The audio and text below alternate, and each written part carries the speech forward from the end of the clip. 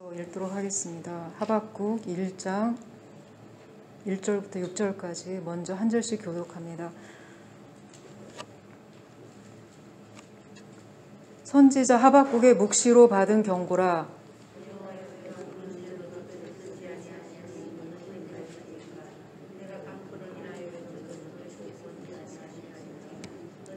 어찌하여 나로 간악을 보게 하시며 패역을 목도하게 하시나이까. 대저 겁탈과 강포가 내 앞에 있고 변론과 분쟁이 일어났나이다.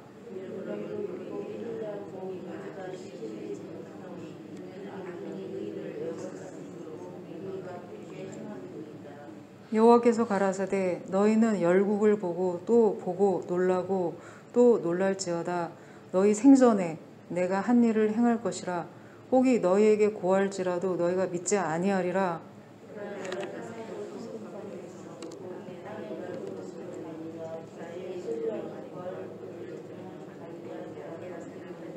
네, 12절로 건너뛰겠습니다. 선지가 가로되 여호와 나의 하나님 나의 거룩한 자시여 주께서는 만세 전부터 계시지 아니하시니까 우리가 사망에 이르지 아니하리이다. 여호와여 주께서 심판하기 위하여 그를 두셨나이다. 반석이시여 주께서 경계하기 위하여 그를 세우셨나이다.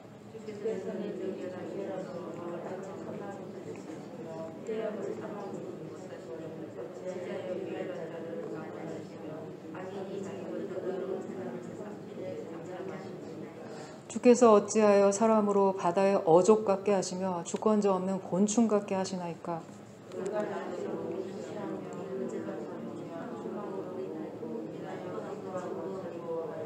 그물에 제사하며 초망 앞에 분향하오니 이는 그것을 힘입어 소득이 풍부하고 식물이 풍성케 되매니이다.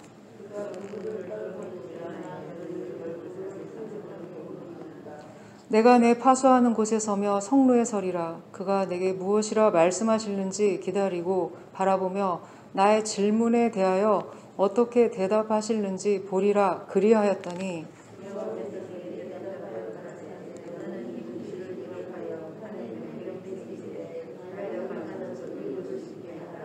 이 묵시는 정한 때가 있나니 그 종말이 속히 이르겠고 결코 거짓되지 아니하리라. 비록 더딜지라도 기다리라. 지체되지 않고 정령 응하리라. 보라 그의 마음은 교만하며 그의 속에서 정직하지 못하니라.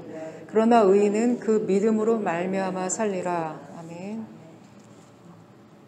1장 전체와 2장 4절까지 나중에 시간이 되실 때 읽어보시면 좋을 것 같습니다. 하박국의 메시지는 다른 예언서와는 좀 다른 특별한 점이 있습니다. 보통 예언서는 누구누구에게 응한 여호와의 말씀이라 묵시라 이렇게 하고 바로 이제 하나님께서 주신 내용을 전하고 있는데 하박국은 아주 독특하게 하나님께 드리는 질문이 나옵니다. 질문 내용은 하나님은 왜 악을 내버려 두시는가? 하나님의 공의는 세상 어디에 있는가입니다. 그래서 그 질문에 대한 하나님의 답변을 적고 다시 추가 질문을 하고 다시 하나님의 답변을 적고 그 다음에 찬미로 마치는 것이 바로 하박국서입니다. 하박국은 남유다의 멸망 직전인 여호야김 시대에 활동한 것으로 추정이 됩니다. 바벨론 포로기 직전에 활동한 예레미야 때와 시기가 겹치고 있습니다. 남유다는 요시야 왕의 종교개혁 때 나라가 잠시 정비되는 듯 하다가 요시야 왕이 전사한 후에 다시 혼란한 시대가 되고 말았습니다. 이집트에 의해 허수아비 왕으로 세워진 여호야김은 선왕과는 달리 율법을 무시하는 아주 악한 왕이었습니다. 강포하여서 심한 노동으로 백성들을 괴롭혔고 궁궐을 사치스럽게 짓는가 하면 예레미야가 기록했던 두루마리의 말씀을 불에 태우기까지 했습니다. 그러니 나라 꼴은 말이 아니었습니다. 2절입니다. 여호와여 내가 부르짖어도 주께서 듣지 아니하시니 어느 때까지일까? 여기에서 어느 때까지일까 라는 말에서 하박국이 아주 오랫동안 인내하며 기도해 왔다는 것을 알 수 있습니다. 그럼 무엇을 기도해 왔을까요? 하나님의 공의를 이루어 주십시오. 악인을 처벌하여 주십시오. 의인에게 너무 고난이 많습니다. 간악과 폐역과 겁탈이 있어도 하나님이 징계를 안 하시니 율법이 해이해지고 공의가 굽어지는 게 아닙니까? 그는 조목조목 기도하면서 하나님을 비판하고 있습니다. 하박국의 날카로운 질문에 대해서 하나님은 아주 공손하게 두 손을 이렇게 모으시고 바로 잡겠습니다. 이렇게 답을 하고 계십니다. 그러면서 민족들을 눈여겨보라고 세계 정세를 살펴보라고 하십니다. 5절과 6절입니다. 여호와께서 가라사대 너희는 열국을 보고 또 보고 놀라고 또 놀랄지어다. 너희 생전에 내가 한 일을 행할 것이라. 혹이 너희에게 고할지라도 너희가 믿지 아니하리라. 보라 내가 사납고 성급한 백성 곧 땅의 넓은 곳으로 다니며 자기의 소유 아닌 거할 곳들을 점령하는 갈대아 사람을 일으켰나니. 유다의 불의를 심판하시기 위해서 하나님은 지금 세계 정세를 움직이고 계시는데 갈대아 사람, 즉 바벨론을 일으키겠다는 계획을 알고 계십니다. 유다의 악한 자들을 징계하고자 바벨론이 앞으로 쳐들어올 것이라는 소식이었습니다.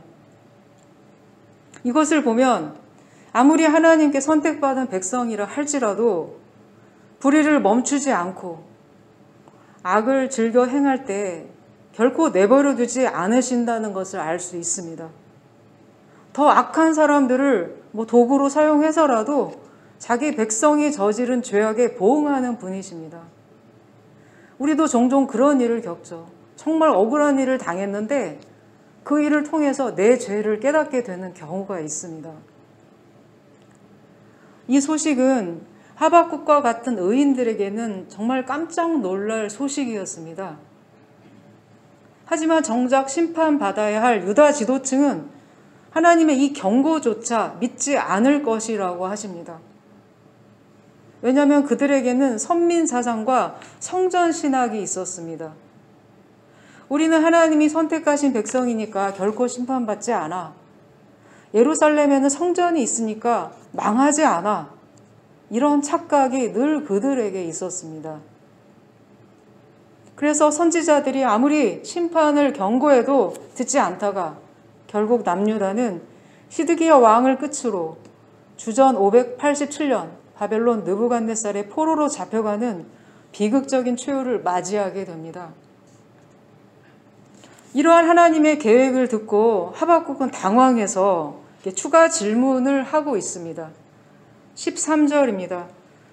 주께서는 눈이 정결하심으로 악을 참아보지 못하시며 패역을 참아보지 못하시거늘 어찌하여 괴율한 자들을 방관하시며 악인이 자기보다 의로운 사람을 삼키되 잠잠하시나이까.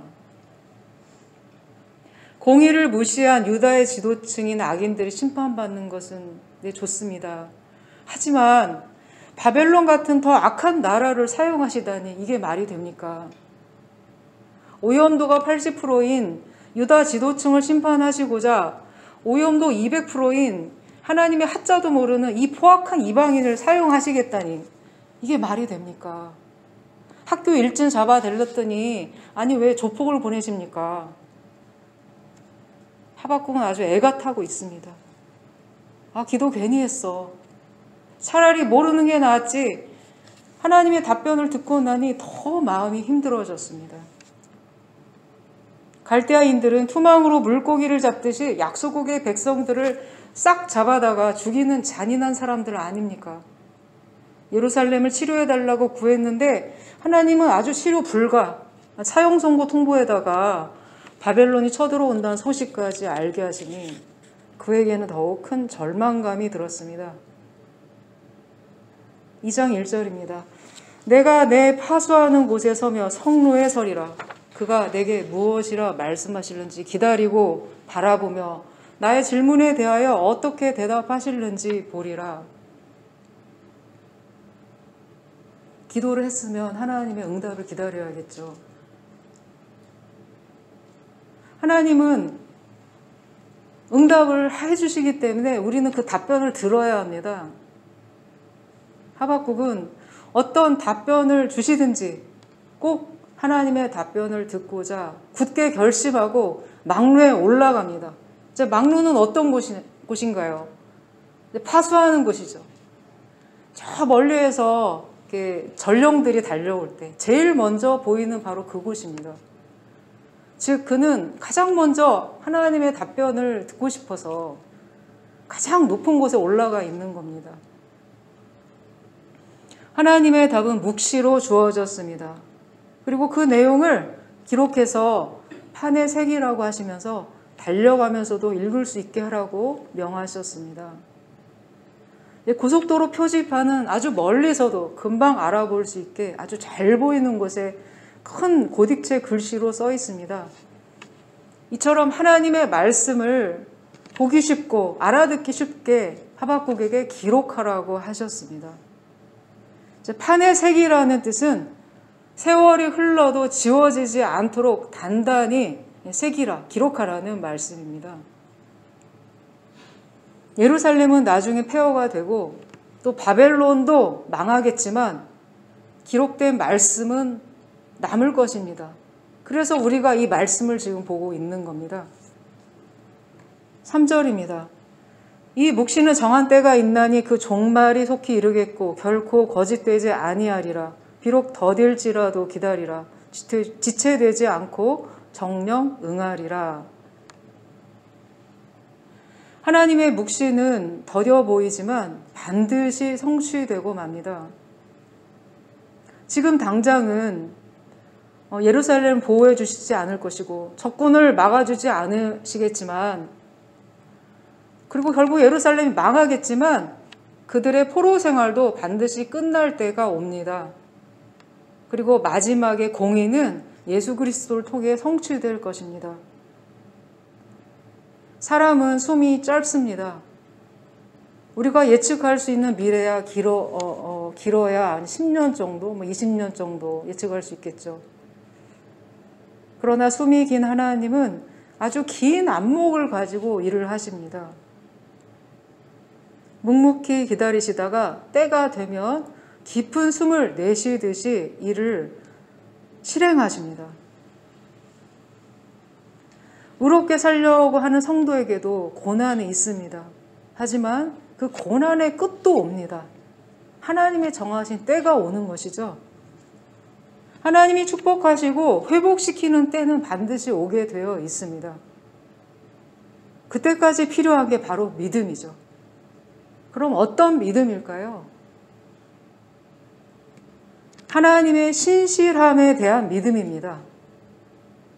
2장 4절을 공동 번역에서는 이렇게 풀이했습니다. 멋대로 설치지 마라. 나는 그런 사람을 옳게 여기지 않는다. 그러나 의로운 사람은 그의 신실함으로써 살리라.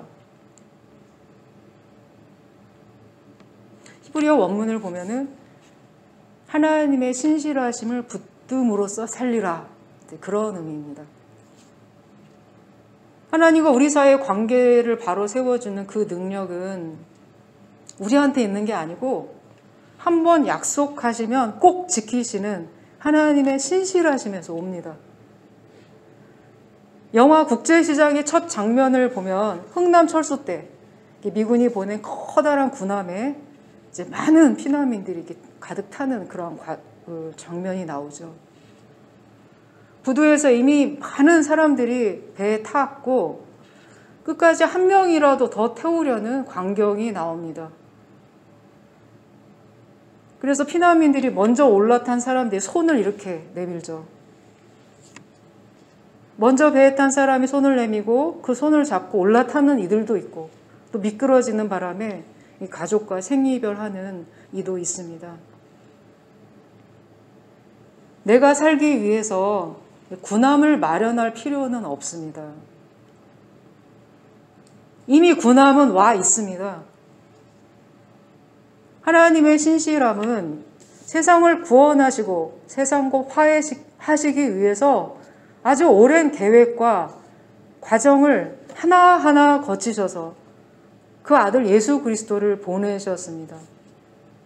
그리고 마지막 구원이 아직 남아있기 때문에, 예수님의 재림 때까지의 과정이 남아있기 때문에 그 일도 하나하나 이루실 겁니다. 그 일을 위해 하나님은 오랜 시간 동안 열심으로 일을 추진해 오셨고 가장 큰 값을 치르셨습니다. 그래서 예수님이 손을 뻗치실 때 누구든지 그 손을 잡기만 하면 됩니다. 우리의 믿음이란 그 커다란 하나님이 내미신 아주 따스한 손길을 잡는 정도의 믿음입니다. 하나님의 손은 미끄러지지 않습니다. 한 번 잡은 자녀의 손을 결코 놓지 않으십니다. 우리의 믿음이 연약해질 수는 있겠지만 그렇다고 하나님의 손에서 미끄러지는 건 아닙니다. 성도는 그 신실하신 하나님에 대한 믿음으로서 살아가는 사람입니다. 날 이미 구원하신 하나님이 무엇을 아끼시겠습니까? 여호와를 신뢰하는 자에게는 인자하심이 두루리로다. 아멘. 기도하겠습니다.